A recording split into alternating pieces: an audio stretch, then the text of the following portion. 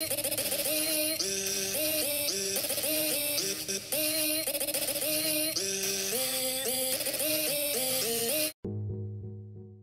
going on, everybody? Mr. Octagonal here, and we are back here with episode number 4 of the 3 Minutes on the Clock podcast series. Our first 3 episodes were all NFL mock drafts. You can check them out in the playlist if you'd like once you're done watching this episode. But today, we are going to be going through my personal big board, the top 5 players, in my opinion, at every single position. Those positions being quarterback, running back, receiver, tight end, offensive tackle, interior offensive line, edge rusher, interior defensive line, off-ball linebacker, cornerback, and safety. So the top 5 at all of those positions. We're going to be going over strengths, weaknesses, and a few teams that could potentially look to go with that player. And then to finish things off, we got my top 32 players in the draft. This is my first of 3 big boards. I'm going to have my second one come out after the combine.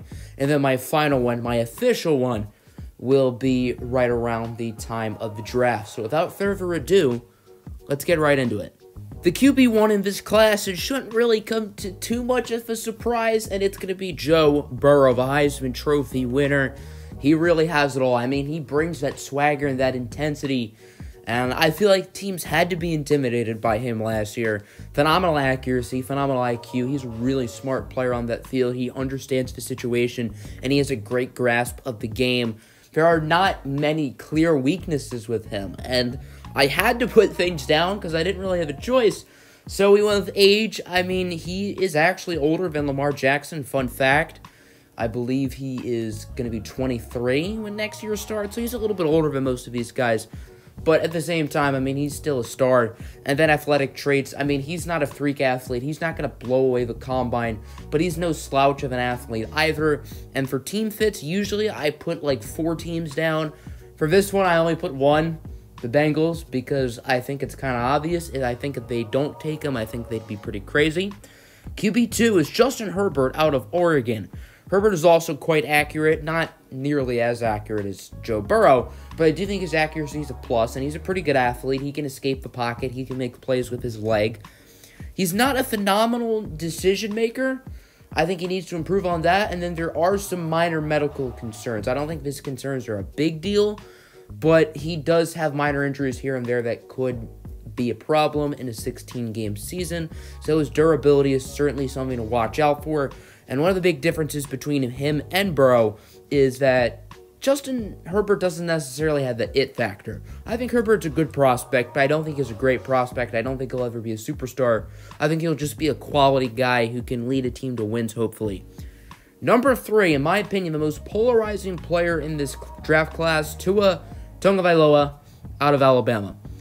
I have him as a late first-round grade. I don't love Tua, and I mean, he has the intangibles, and he knows the game. He has a great sense of the field and the game around him, and he just has things that don't go on trees for quarterbacks. I mean, the way his instincts are and his IQ for the game is unmatched, and there are not many quarterbacks you see who come in to the league with the intangibles that Tua has. Tua is also extremely accurate, but there are a few concerns with him. I don't think he's elite arm strength. I don't think it's bad, but I don't think it's necessarily great. And then obviously the medical concerns. And he's had some nagging injuries in the past. Then the hip thing came against Mississippi State, and I think that's a massive concern. Now, I think these next few months will be telling to see how Tua progresses in his rehab and how he can recover. But I would be scared if I was a team like the Dolphins, who are highly considering him.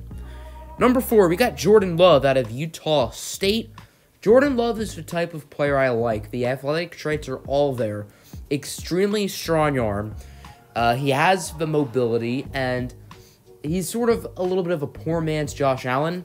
And he's the type of guy I like, but I do think he's going to be a little bit overrated. I don't think he's a guy who should be in the middle of a first round just because I think he's almost too raw.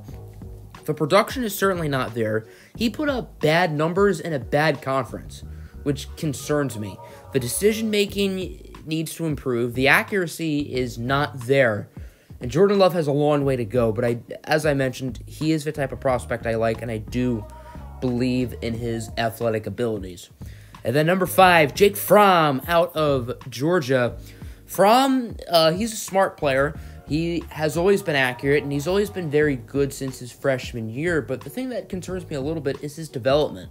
I mean, he hasn't really grown since his freshman year, and to be fair, I mean, he was really, really good as a freshman, so it's sort of hard to get better, but it did seem like he was worse, and part of that can be because Georgia's a run-first team. Jake Fromm never got full love and attention that he should have from the coaching staff, but still, nonetheless, I mean, he made some really questionable throws this past season at times, and these were decisions that he actually didn't really make as a freshman. He was better 2 years ago than he is now, so I'm a little bit concerned that he'll hit his peak too early in the NFL and really not improve. Now on to the running backs, and I had a tough time choosing number 1. It could have been J.K. Dobbins, it could have been DeAndre Swift, but we're going to go with Jonathan Taylor. Taylor's been an absolute monster since his freshman year at Wisconsin, and obviously the production's there. He's very well-rounded. He's a good athlete. He's strong. He can break tackles, and he does really everything well. He can be a third down back, but I think the only problem with him is the ball security. I think he fumbles it a little bit too often, and if he can clean that up, he'll be an extremely well-rounded back. And then another thing to watch out for is his workload. He's gotten nearly 1,000 touches in his Wisconsin career, so his legs could be a little bit more worn than some of his other prospects, so that's certainly something to watch out for. Number 2, we got DeAndre Swift out of Georgia. Swift is very slippery and elusive. He has a nasty juke move, stiff arm, spin move. He really does it all. He has great vision as well. He's super patient. I think the only thing with him is his consistency. I think talent-wise, he's probably the most talented running back in the draft class, but I think if he can just stay more consistent, I think that will help him potentially be the top back in the class and eventually maybe one of the best backs in the NFL. Number 3, we got J.K. Dobbins out of Ohio State. Dobbins is also very patient. He has nice vision, and all around, he's a really, really good running back, but my problem with him is the receiving game. I think he might only be a 2-down back. Not great when it comes to receiving or pass protection, so I do think that could be a little bit of a concern for a team looking for an every down back. Number 4, Clyde EdwardsHelaire out of LSU. EdwardsHelaire, is a poor man's J.K. Dobbins in a way. I mean, Clyde is a little bit more athletic, but they're both extremely well-rounded. Clyde is also very elusive. Not quite as elusive as DeAndre Swift, but he's still up there as well. But the similarities between Clyde and J.K. Dobbins are, once again, 2-down back.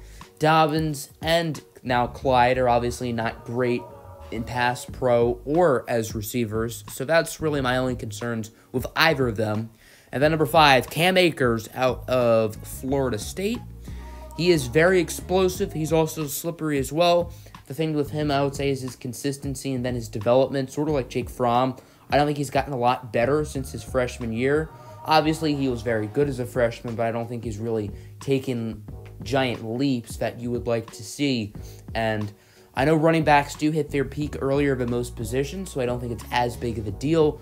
But I do think it is something worth note that he hasn't really progressed all that much since he was a freshman.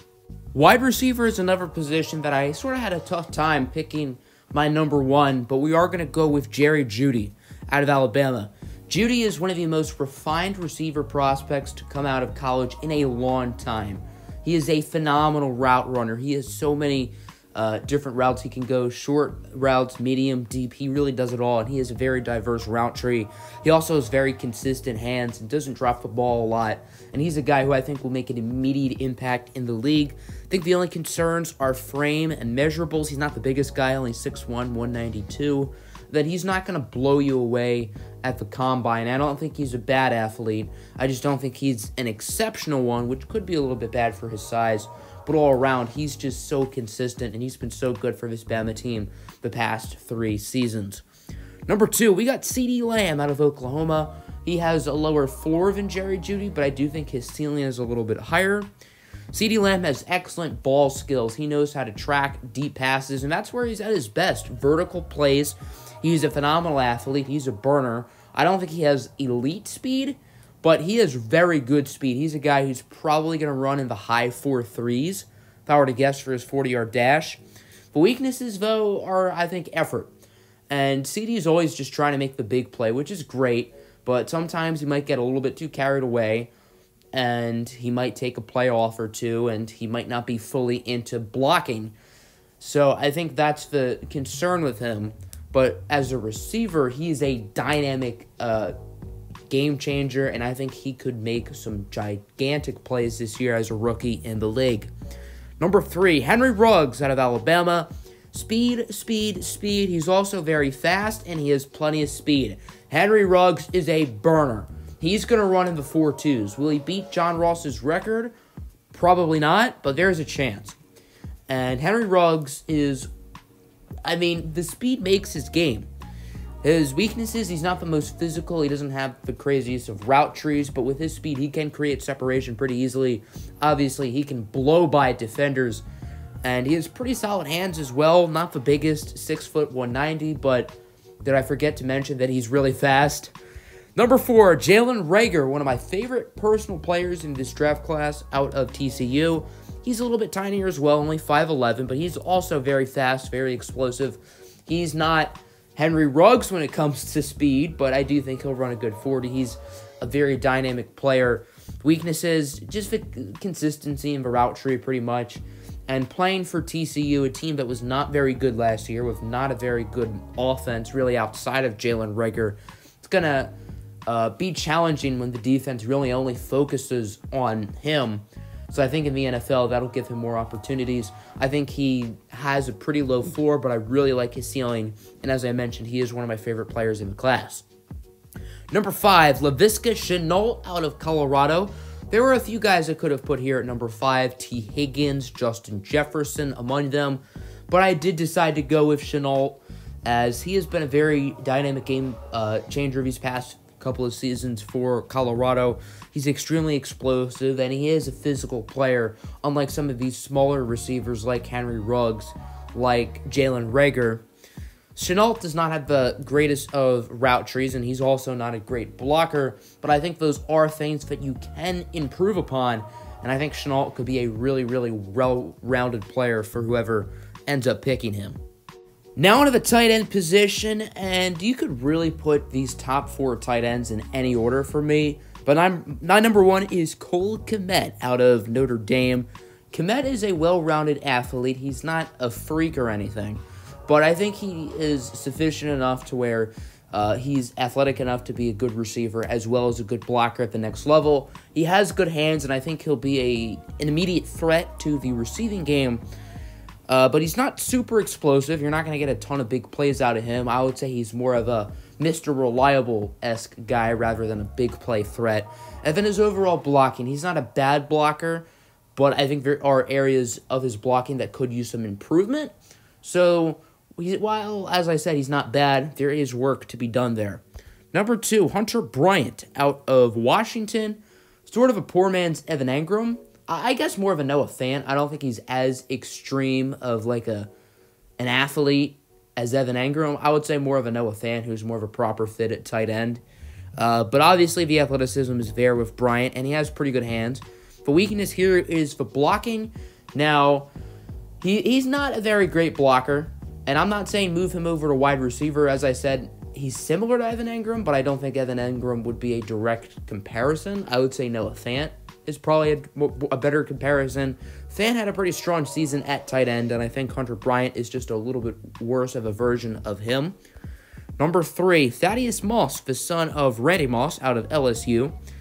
Moss here is actually a pretty good blocker, and he also has pretty good ball skills. He sort of like CeeDee Lamb as a vertical player. He can direct where the ball is, and I think he has a good IQ there.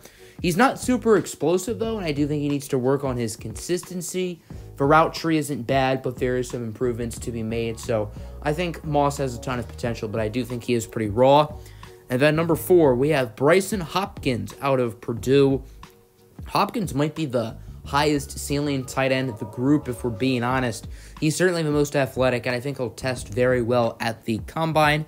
He's also a very good route runner, and I think he's at his best more so as a receiving tight end rather than a blocking tight end. One of his weaknesses is blocking, and then he's not the most physical player either, which I think is a little bit of a problem because as a tight end, you have to be physical and you have to be willing to go up against these giant defensive linemen who are trying to get to the backfield. And then number 5, a little bit of a drop here. A few guys we could have gone here. We could have gone with Adam Trautman out of Dayton, Albert Okwuegbunam out of Missouri, but I'm going to go with Jarrid Pickney out of Vanderbilt. Pickney is very athletic, and he is quite physical, but he's not the most explosive, and he has to work on his technique. He doesn't seem like he has the intangibles of a tight end quite yet. Just needs to be smarter, better IQ, but he does have the raw upside to potentially be a good tight end in this league. Now onto the offensive line, starting with the tackles, and this is a really, really good offensive tackle class, especially at the top. You got 4 offensive tackles in the top 10 of my current big board, and the best of the group, in my opinion, is Jedrick Willis Jr. out of Alabama. Willis is insane as a pass protector, and I mean, he was a perfect fit on this Bama team as a right tackle, having a left-handed quarterback in Tua Tagovailoa. The technique is there. He's a pretty good run blocker, pretty good athlete, and I think the only question with Willis isn't really about his game, but I think it's about his versatility, and I don't know if he's athletic enough, per se, to move over to left tackle, and I think right tackle and I guess guard probably would be where he's best suited. And if you're picking a tackle inside the top 5, which is where Willis could go, I think you're wanting a left tackle to be your blind side for your quarterback. I had him going to the Giants in my last mock, and they make perfect sense, but Daniel Jones is a righty, so I don't know. I don't think picking a right tackle for a right-handed quarterback in the top 5 is necessarily ideal. Number 2, Makai Becton out of Louisville, one of my favorite prospects in this year's class. About a month ago, he had a second-round grade on most people's boards, but I still had him going in like the top 15 of my mock drafts. A lot of people disagreed. Now here we are where Becton could be a top 10 pick, and I think he should be a top 10 pick. I mean, this is a giant specimen, 6'7", 369 pounds. Nice. But Becton is an absolute freak. He moves ridiculously well for his size, and he's extremely well-rounded as well. I think the only problem with his game is his technique. Just has to get a little bit smarter, can be a little bit sloppy at times, but for the most part, I think he has one of the highest ceilings in this entire draft class. I think he could be a superstar. Number 3, Tristan Wirfs out of Iowa. Wirfs is a very good athlete. I don't think he's quite the athlete that Makai Becton is, but nonetheless, Wirfs is very good there, and I think he'll test extremely well at the combine. He does have technique, and I think he could be the most NFL-ready tackle in this class.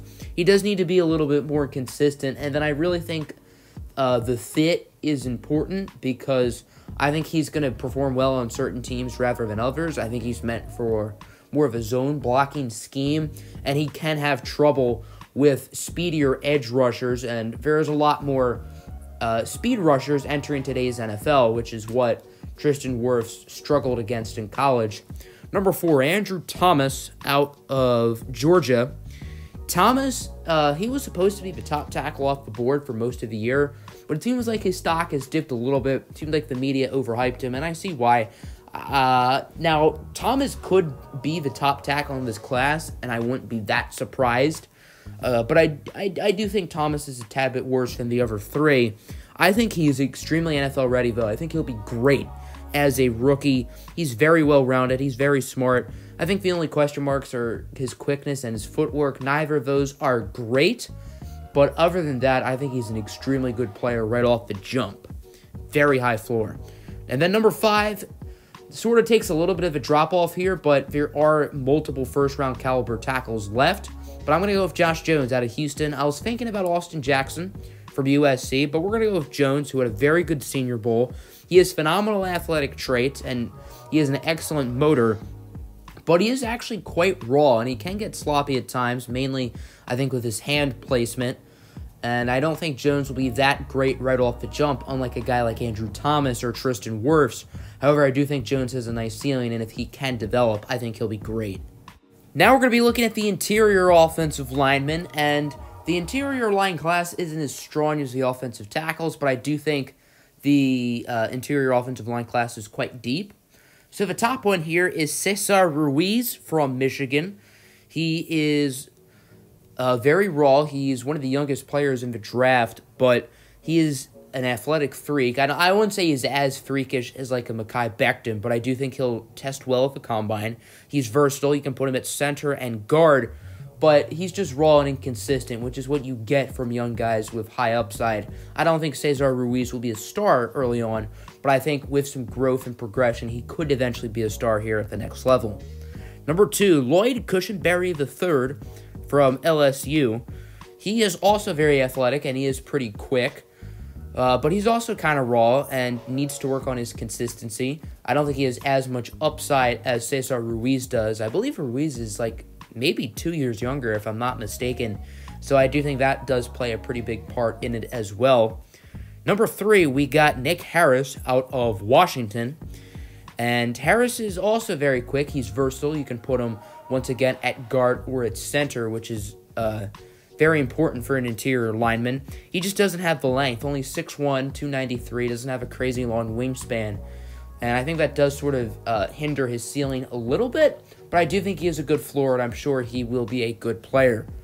Number 4, we're going to be taking a look at Netane Muti from Fresno State.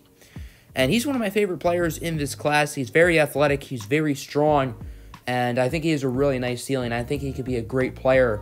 But the only problem with him is his aggressiveness. And it's not that he's under-aggressive. It's actually that he's over-aggressive. And he can get a little bit too antsy at times.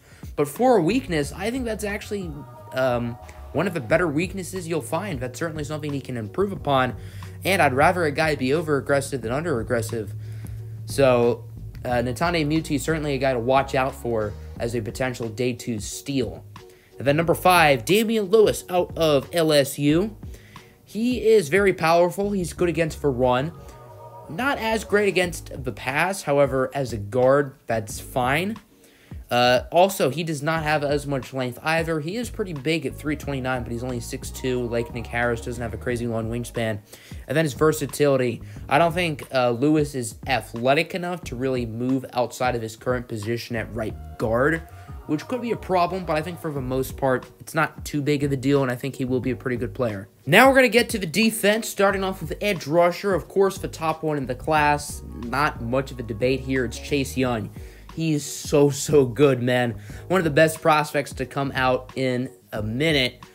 And Terry McLaurin, his likely future teammate, said that Chase Young is better than the Bosa's. And I agree.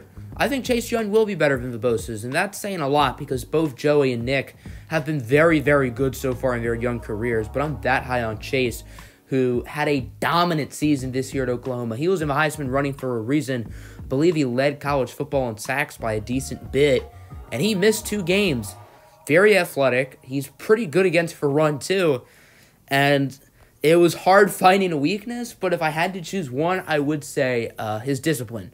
He can be a little bit too antsy at the line of scrimmage, and that could cause some penalties here and there. But other than that, he is a blue-chip prospect, and the Redskins, unless they get an insane trade offer, would be crazy to pass on him at number 2. My second edge rusher, tough choice here, but I'm going to go with K'Lavon Chaisson out of LSU.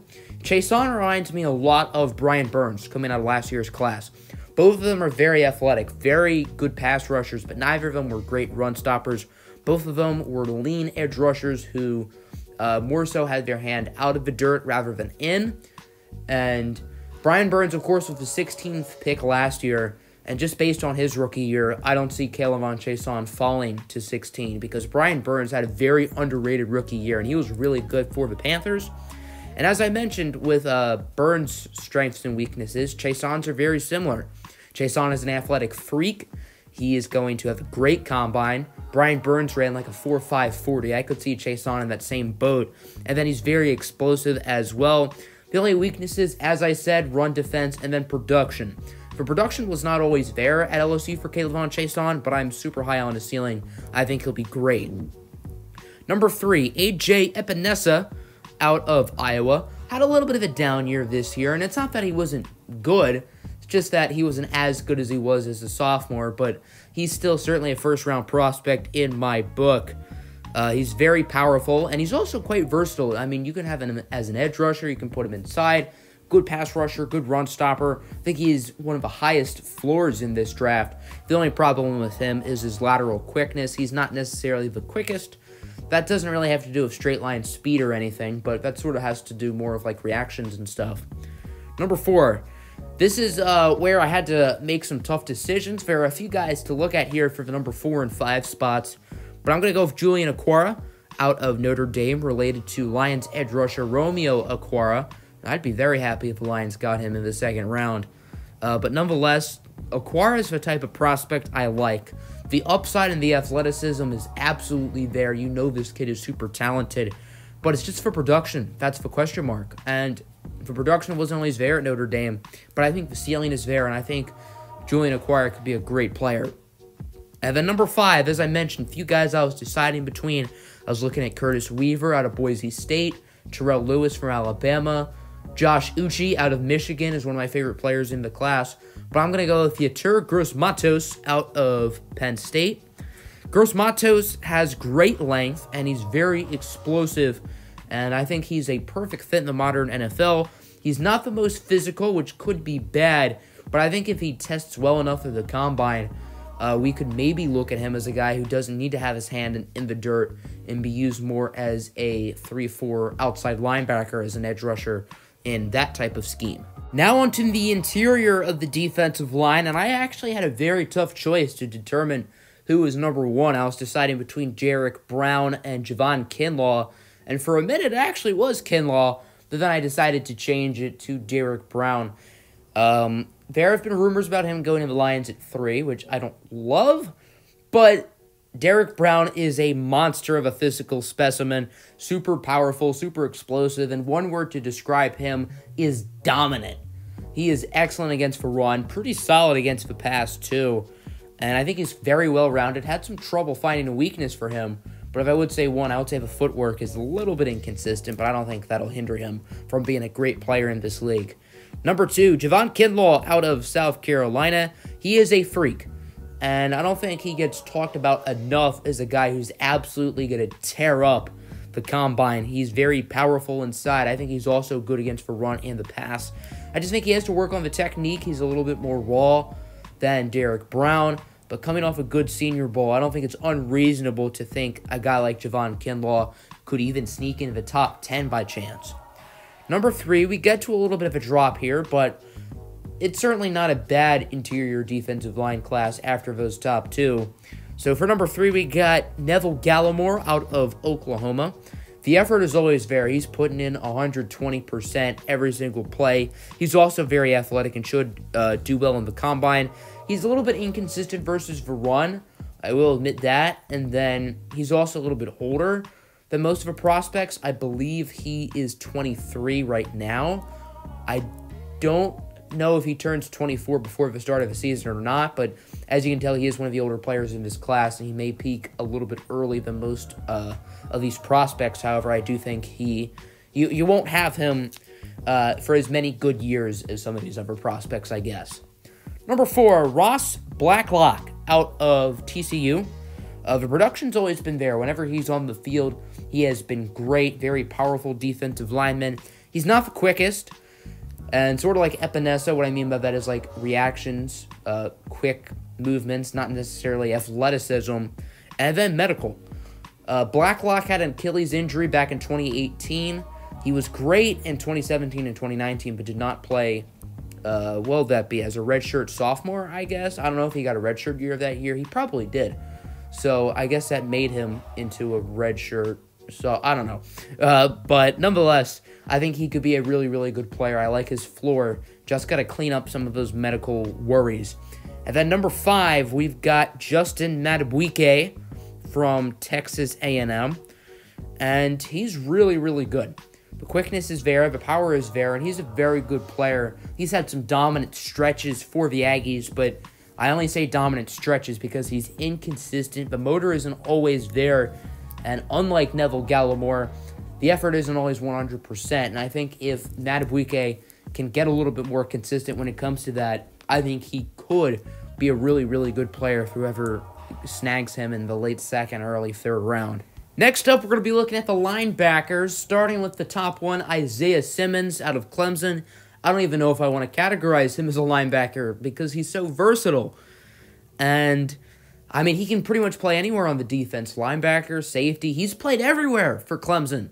I project him likely to be mainly a linebacker-safety hybrid in the NFL, but you could have him at other spots.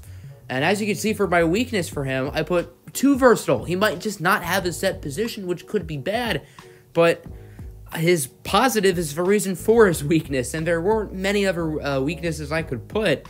And also, he is an absolute freak of nature. He's going to destroy the combine. I don't think anyone's going to put up better numbers in the class this year during the combine than Isaiah Simmons. He's just an absolute freak of nature, and he's just going to put up remarkable stuff this year in Indianapolis. Number 2, Patrick Queen out of LSU. He's been rising up draft boards for the past month or so, and for good reason. I mean, he flies all over the field, and he's super explosive, and he's been consistent. I don't know why we haven't looked at him earlier. The only problem with him is his length. Only 6'1", 227. He's not necessarily built to play linebacker, but he's been darn good at it. For the LSU Tigers, I had him going to the Raiders at 19 in my last mock, but honestly, they might have to pick him at 12 because he's so good, and there's a chance someone would swoop in and get him. I think Patrick Queen's going to be really, really good, and I think he's being a little bit slept on now, even as his name is rising up the ranks. Number 3, Kenneth Murray out of Oklahoma. I think he's a little bit overrated, but I do think he is still a good prospect nonetheless. He's very physical. He's very rangy. I think he's pretty instinctual as a linebacker, but the IQ isn't always there. And it seems like I think he could be great in coverage, but I think the IQ prevents that. And he's also not the quickest. And he's a sufficient athlete, nothing special, but all around, I think Kenneth Murray could be a pretty darn good player in the NFL. Now we sort of face off a little bit of a drop here. A few guys I was looking at for the rest of the top 5, but for number 4, we are going to go with Troy Dye out of Oregon. Dye has been so productive for the Ducks, and I mean, you can feel his energy on that defense these past few seasons. He has been a stalwart in the middle of the Ducks defense, and he's been such a fun player to have for that Oregon Ducks squad. But sort of like Kenneth Murray, the IQ isn't always there. Dye can go for the sexy play a little bit too often. And then the age. I believe Troy Dye will be 24 once the season starts, so he is going to be a little bit older than most of these prospects. And then for number 5, there were a few guys I was looking at, most notably Akeem Davis-Gaither out of Appalachian State, but I ended up deciding to go with Malik Harrison out of Ohio State. He's very physical, and he's progressed extremely well at Ohio State. He's taken a bunch of leaps and has grown so much since his freshman season. I think that could be good in the NFL because if he continues to have this work ethic and continues to develop the way he has, he could be a really darn good player.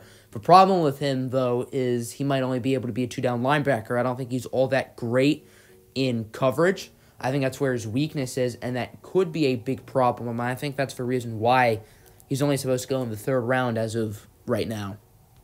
Now on to the secondary, and it is a very deep cornerback class. But there is one name that stands at the top, and that is Jeff Okudah from Ohio State. Very well could be a Lion, which I'm more than cool with. And it seems like every year there's always that one cornerback that's really better than the rest of the group. Last year, I think that was Greedy Williams, even though he was picked in like the middle of the 2nd round. I thought he was a better prospect than all the other corners. 2018, Denzel Ward. 2017, Marshawn Lattimore. Fitting that Ward and Lattimore both go to Ohio State along with Okudah. But what does Okudah have that those players don't? Well, I think Okudah's better than all 3 of them, which is pretty crazy, especially considering Lattimore's been good. He was great as a rookie, but ever since then, he's been not as good. Denzel Ward, probably the best of a group, but I still think Okudah is going to be better than him, and then even Greedy Williams as well. He was good alongside Denzel Ward in Cleveland this year, but I think Okudah will be better. The cover skills are off the chart. He's phenomenal in man. He's great in zone as well. He's very athletic. He's going to test well at the combine. I think his only weaknesses are his technique. I think he needs to get a little bit smarter, a little bit more instinctual. And then the ball skills aren't perfect, but they're not bad. Number 2, Christian Fulton out of LSU. Now, this spot would have gone to either Paulson Adebo or Shaun Wade had they declared. They would have had a fight for the number 2 cornerback spot, and then the other one of them would have gotten the number 3 spot, but since both of them are staying in school, I am going to give this to Christian Fulton. And Fulton's cover skills are also very great. He has great quickness, and he's been super productive with the LSU Tigers. I think the only weaknesses are the ball skills. He's not a ball hawk. He's not going to get 4, 5, 6 interceptions in a season. And then the tackling as well, which I think goes to effort level. And I don't think Christian Fulton puts in a bad effort, but I do think the tackling needs to be improved. Number 3, one of my favorite players in the class, Jeff Gladney out of TCU. I think Gladney is an absolute stud. He's extremely athletic, great footwork, great cover skills. I think the only problem with him is his length. He's not the biggest, but outside of that, I think even if he is being matched up on some bigger receivers, I think he has good enough cover skills to where I don't think his length will necessarily be that much of a downfall. Number 4, C.J. Henderson out of Florida. C.J. Henderson is basically Greedy Williams 2.0, and I've learned from my mistakes. Greedy Williams is not a top 10 player in the 2019 class. Therefore, we are not putting C.J. Henderson there, but I do still like C.J. Henderson. Phenomenal in coverage, phenomenal ball skills as well, and he looks the part of the best cornerback in this class, or maybe second best. I wouldn't put him over Okudah. But the effort and the tackling, that's a giant question mark. It seems like he took a bunch of plays off this year at Florida. The effort was certainly not there. Maybe that's just because he wanted to keep his body in shape for the draft.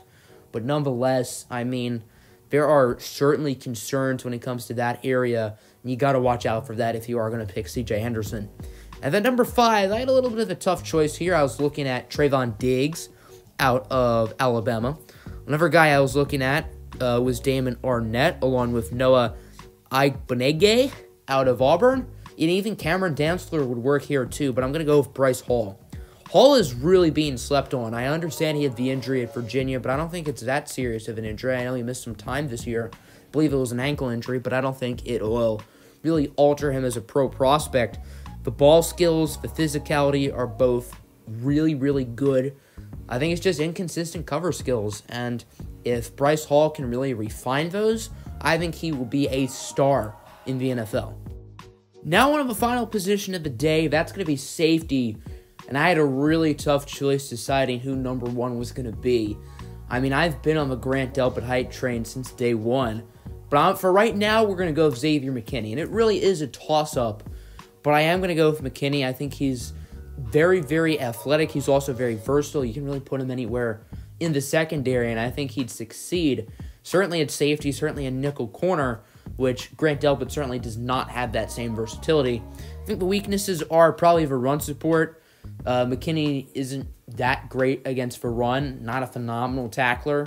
He's better when it comes to coverage, and this safety class reminds me a lot of the 2018 class, with Minkah Fitzpatrick and Derwin James. Xavier McKinney is basically Minkah Fitzpatrick, and Grant Delpit is basically Derwin James. And I know that's kind of weird that I'm ranking McKinney higher, because I do prefer Derwin James, just because I'm obsessed with that kid's game. No offense to Minkah. But for right now, I do have McKinney higher than Delpit. They're a toss-up. And then even at the time, and still now, who's the best safety in the 2018 class, Minkah Fitzpatrick or Derwin James? I would say that's a toss-up as well. So now on number 2, which, spoiler alert, it is Grant Delpit, and he is a physical monster. Super intimidating. He's certainly better against the run, and he's a very smart football player. I mean, he has a great feel of the game. I think the only weaknesses are the tackling and the consistency. He is super inconsistent, but when he is on, He is a top 5 player in this draft class, maybe even top 3. And he can be really good at times, but he can also look lost at other times. So that's the only reason why I have McKinney higher. I think Delpit has more talent, but I think McKinney is probably the safer prospect, at least as of now. Number 3, this is where the drop comes in. Those two safeties are great, and then there's a drop. But I do think there are some interesting safeties throughout the mid-rounds who could be good, starting with Antoine Winfield Jr. out of Minnesota. I've had him going to the Browns in the second round in all 3 of my mock drafts now. I find it funny that the same pick has stuck, and it's not like a super high pick. Like, obviously, the Joe Burrow one is stuck. The Chase Young pick is stuck. But this is like a random second rounder. So I suppose that's interesting. Obviously, as you can tell by that, the Browns are one of the teams who could be a possible landing spot. And Winfield is very aggressive. He's not over-aggressive like Netane Muti, but he's a very smart football player. I think he has a great hunt for the ball. And I think he's quite well-rounded. Also the son of former Minnesota Viking, Antoine Winfield Sr. I think the only glaring weakness with Jr. here is the speed. The straight line speed isn't really there, and in the open field, that could be a problem. But other than that, Antoine Winfield Jr. is going to be, I think, quite good in the NFL. Number 4, Kyle Duggar from Lenoir-Rhyne. Yes, you've probably never heard of that school, and to be fair, before I had ever heard of Kyle Duggar, I had never heard of that school either, and I wouldn't know what it is if it wasn't for Kyle Duggar. The athleticism is there. I think he will really get people to know him during the combine. I think he'll test quite well. And then he's been a leader for that team. I mean, he has an incredible work ethic, and he has really led that team. He's been a captain, I believe, for 2 years now, I saw. And I think he could be a really, really solid player here at the next level. The weaknesses, the quickness isn't ideal, and then the competition. I believe Lenoir-Rhyne is Division II school. So this isn't even FCS, let alone FBS. This is Division II. So Kyle Duggar's really never played anyone that good. That sort of inflated his talent a little bit, at least on the field. But nonetheless, I do really like him as a prospect, and I think he has a chance to be quite good. At the number 5, Kayvon Wallace out of Clemson. He's very versatile in the secondary. He's not as versatile as his teammate Isaiah Simmons, but that does not say a whole lot, considering Simmons, as we all know, might be too versatile. I can't believe that's a thing, but nonetheless it is. And then the IQ. Wallace is also a very smart football player as well. The only problem is his vertical coverage. He's not great in the open field, and his cover skills need some work, but nonetheless, I do think he is quite good. So now on my top 32 big board, obviously subject to change. We got 2 months to officially decide, but this is what it is right now. So we got Chase Young, Isaiah Simmons, Jeff Okudah, Jedrick Willis, and Makai Becton in the top 5. Then Joe Burrow is at number 6. And then we got a few more offensive players, Jerry Jeudy, Tristan Wirfs, CeeDee Lamb, and Andrew Thomas in the top 10. Then we got Derrick Brown, Caleb Chason, Javon Kinlaw, Henry Ruggs III, AJ Epenesa, Patrick Queen rounding out the first half. And then 17 through 32, we got Jaylen Reagor, Xavier McKinney, Grant Delpit. Yes, those two are next to each other. I told you they were a toss-up. Christian Fulton, Jonathan Taylor, Jeff Gladney, Laviska Shenault, DeAndre Swift, Justin Herbert, Josh Jones, T. Higgins, a player we did not talk about. I'll go through the guys we didn't talk about briefly, starting with Higgins. The speed is not ideal, but he does have a very big frame. Basically, Kenny Golladay 2.0, but maybe a little bit worse. And I think he could be a great fit on a team like the Bills. Matthew Stafford to Kenny Golladay, Josh Allen to T. Higgins. I see a lot of resemblances there. After him, we got C.J. Henderson, Julian Agholor, J.K. Dobbins, and then the final 2 players in the first round. 2 guys I did not talk about. Austin Jackson, the offensive tackle from USC. I think he's being quite slept on and very athletic. I think he'll test quite well at the combine, and I think he'll be more recognized as a first-round prospect. And then at number 32, Justin Jefferson, wide receiver from LSU, super productive this season. I think you could put him in the outside as well as the slot. I don't think he'll test crazy at the combine, but nonetheless, I do think he does warrant a first-round pick.